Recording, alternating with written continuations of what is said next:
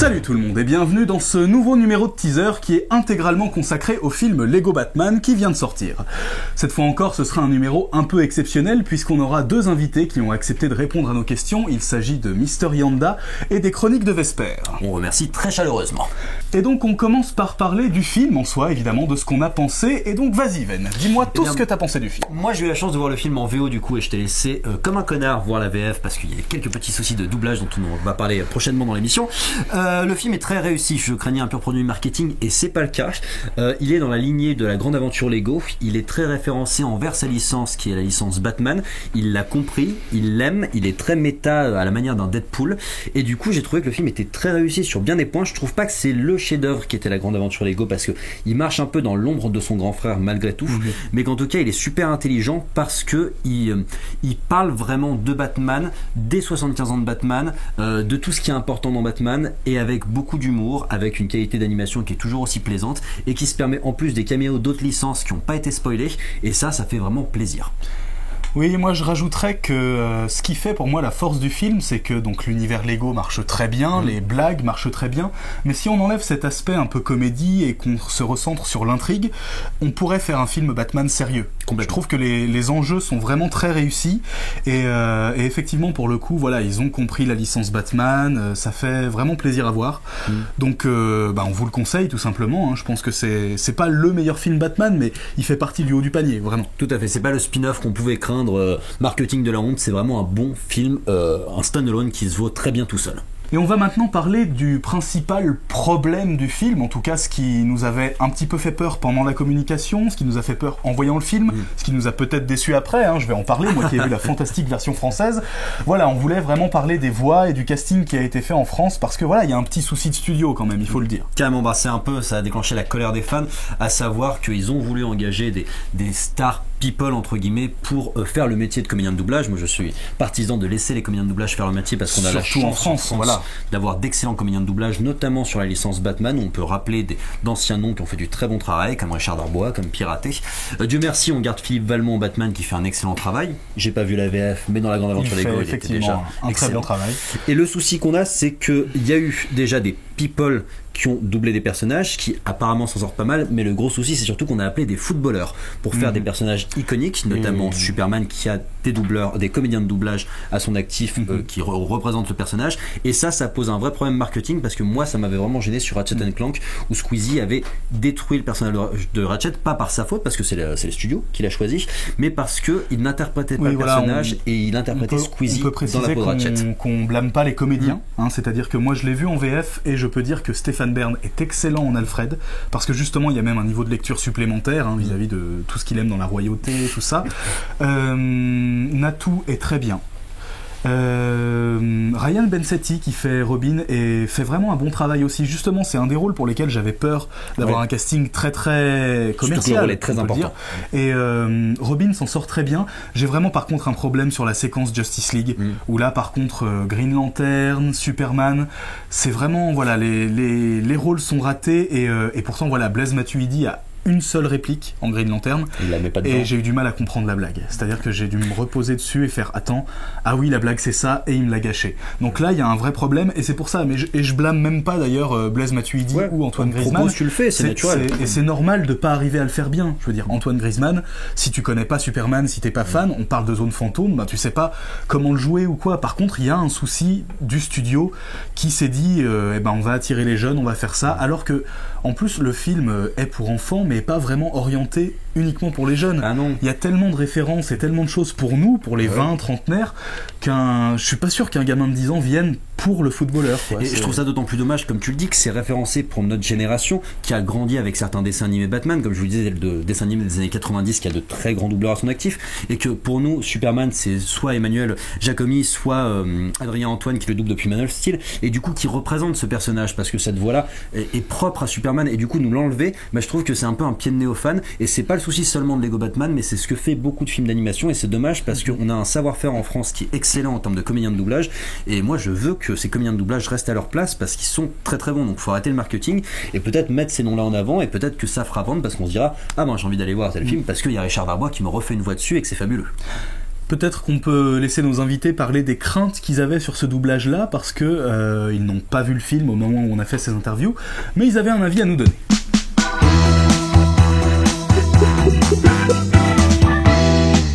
Qu'est-ce qui fait pour toi que Batman est toujours autant adapté depuis très longtemps? C'est pourquoi Batman, quoi? Pourquoi lui? Tout le drame, le côté orphelin, etc., destin tragique et tout. Pour le cinéma et tout, c'est du pain béni, c'est déjà des bonnes histoires qui sont toutes faites, prêtes à être adaptées. C'est un personnage qui est hyper charismatique et qui peut trouver un public à chaque fois, quel que soit l'âge. Il y a toujours quelque chose à faire avec Batman pour s'adresser à un certain public, que ça soit au cinéma, en comics, en jeux vidéo, en dessin animé. C'est un personnage qui parle à tout le monde. Au final, Batman n'est pas forcément mon super-héros préféré, mais c'est mon univers préféré parce que ce sont mes méchants préférés. Et pour le coup, il a une galerie tellement éclectique et tellement passionnante de méchants qu'on pourrait faire des films à chaque fois avec un méchant différent. Si c'est bien fait, ce sera toujours intéressant. Au niveau des comics, en fait, il y a vraiment une cassure assez nette qui s'est faite au milieu des années 80, mais qui est pas uniquement concernant Batman. L'univers DC a aujourd'hui la réputation d'être, par rapport à Marvel par exemple, beaucoup plus sombre et beaucoup plus adulte et mature. C'est quelque chose qui vient du milieu des années 80. Par rapport à Batman, ça a été marqué à la sortie d'une histoire écrite par Frank Miller et dessinée par Frank Miller qui s'appelle The Dark Knight Returns, qui justement a marqué une très nette cassure parce qu'elle raconte une histoire beaucoup plus sombre. Elle va parler d'un Batman vieillissant, aigri, vraiment énervé, et du coup on a une très nette cassure parce qu'avant, de sa création à la fin des années 30 jusqu'à les années 80 à peu près, on pouvait trouver quelque chose de beaucoup plus léger. Il y avait beaucoup de parents qui se demandaient par exemple s'ils pouvaient emmener leurs enfants voir Batman v Superman parce qu'ils sont fans de Batman et Superman, alors que c'est quand même assez violent. Bon, après, tout dépend ce qu'on fait regarder à ses enfants et de la zone de tolérance qu'on donne. Mais Lego Batman, c'est sûr que c'est safe. J'aimerais bien que ça réinstaure un truc un peu plus léger, justement pour changer un peu, que Batman, c'est pas que un mec qui tire la gueule tout le temps. Et voilà, il y a vraiment moyen de rendre ça, de re-rendre ça un peu plus sympa, quoi. Pour le reste, je trouve ça dommage. Doubleur, c'est un métier.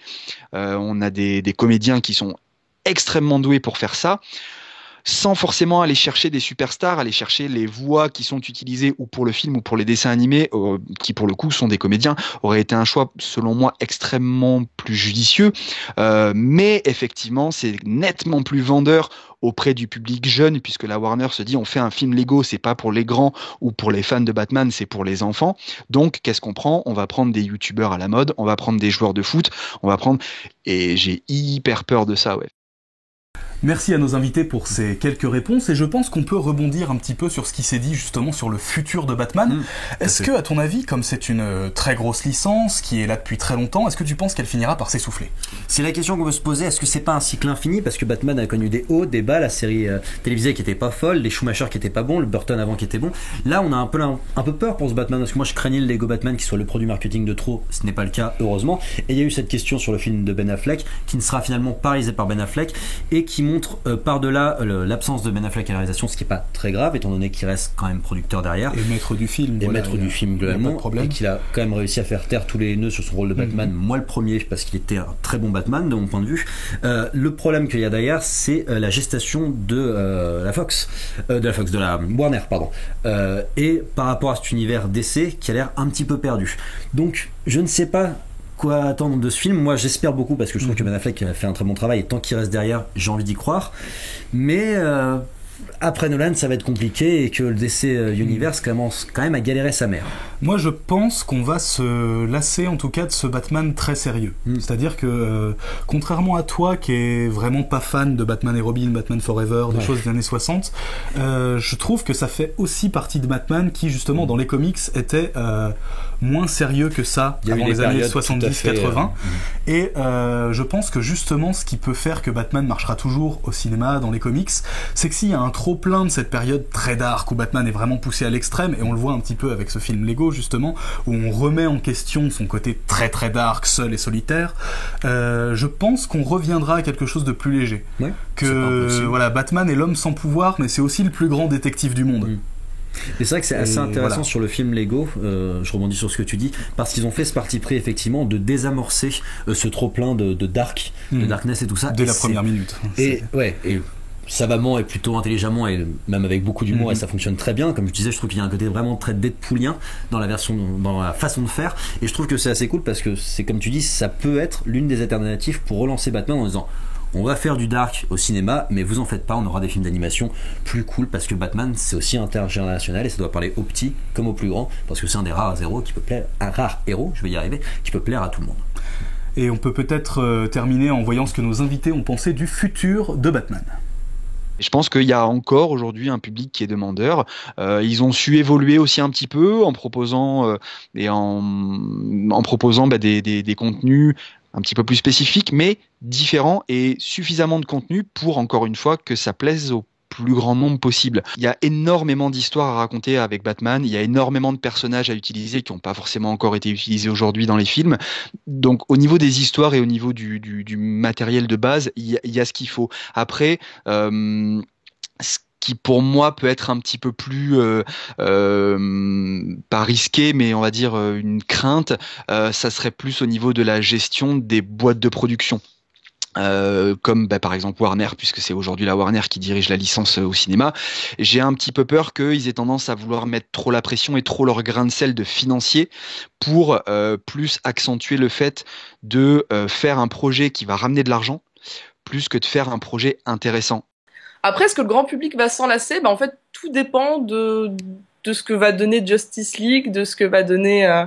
Mais ça reste quand même une licence tellement forte que pour qu'il y ait une petite pause, il faudrait vraiment que Justice League bide beaucoup, et que le film solo Batman, donc du coup que Affleck va pas réaliser, mais bon, dans lequel il va être dedans, bide aussi énormément. Peut-être que là, il y aurait un début de remise en question en se disant on va peut-être se concentrer sur d'autres personnages. Qui sait ? Mais j'en doute. Voilà. Encore une fois, merci à nos deux invités pour leurs réponses à toutes nos questions. Quant à nous, on se retrouve plus tard pour un prochain numéro de teaser, j'imagine. Oui, avec toujours plus d'invités et toujours plus de news exceptionnelles. Il devrait y avoir quelques autres vidéos cette semaine sur Batman Lego, notamment une critique en 180 secondes. Oui, je te remercie de me faire ma pub. Voilà, quelque chose de ma part sur les easter eggs et tout ce qu'on peut trouver dans le film. Parce que c'est bourré de références et tu sauras nous en parler comme il faut. Évidemment, donc n'hésitez pas à continuer à suivre la chaîne, les vidéos arrivent ensuite. Salut. À très bientôt. Bon, on me semble pas mal.